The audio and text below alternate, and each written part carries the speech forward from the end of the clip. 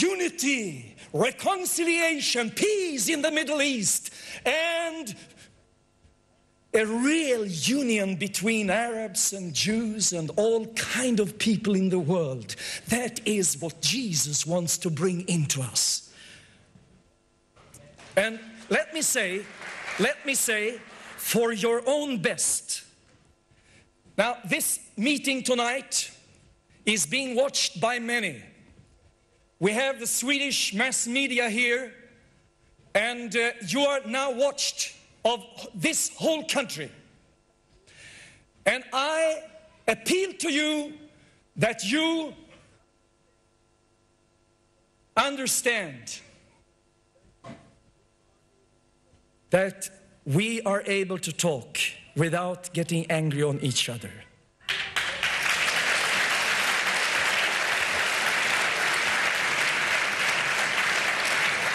Now, I must take those statements by Mr. Deedat. I have still 15 minutes. It says in the very beginning of Genesis that God created, and Mr. Ahmed Deedat explains that there is a plural here in the beginning in the Bible that we have not yet discovered in our different various translations. But you see, as you read the whole chapter, you find that the plural is there. And the plural is even in the Quran. Because when God talks about himself, he says, let us make man into our own image. So if Elohim means God in plural, this is the wholeness. As the whole Bible tells us, God is not just a single individual in the sense of human thinking. He's beyond our comprehension. How do you say it in English now? Comprehension. Yes. So there is no contradiction in that. The Bible clarifies it very well in the first chapter of Genesis. And let me say, we have an expert in adding to the Bible what is not there. And that expert is present here tonight. His name is Mr. Ahmed Deedat. Tomorrow evening, I'm going to give you many examples how Mr. Deedat miscredit my Jesus.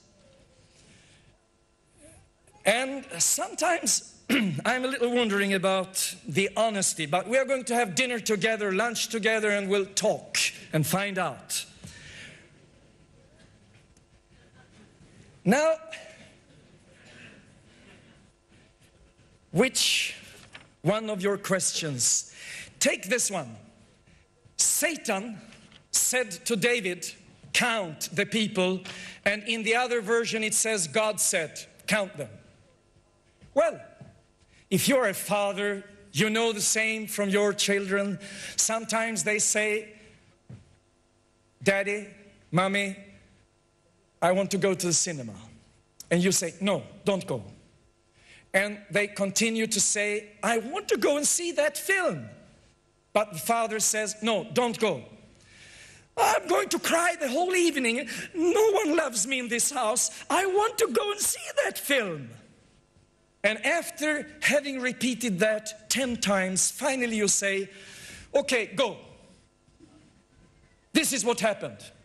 Satan tempted David to do something wrong. And David said, God, I'm going to count. God said, no. David said, no, I'm going to count them.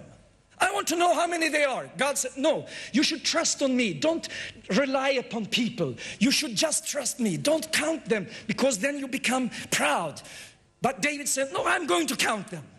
And God finally says, count them.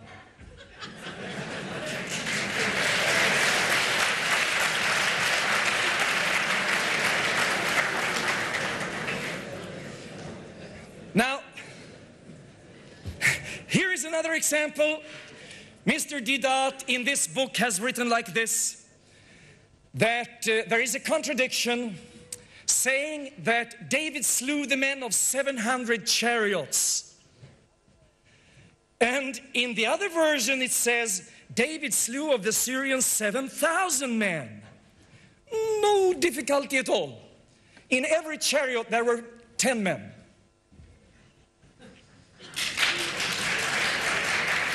But in one version it says there were 40,000 horsemen.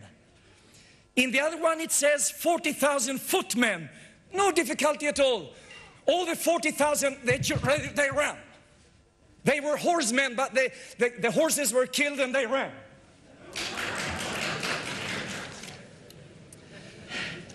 And here it says Solomon had 4,000 stalls for horses. In the other version it says Solomon had 40,000 stalls.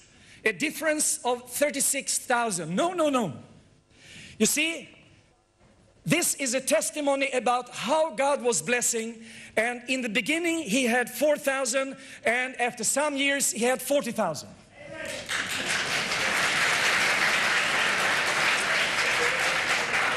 Now, Jesus said, none of them have been lost. You gained some money somewhere because you had an answer about how many percentage. Now, Jesus said,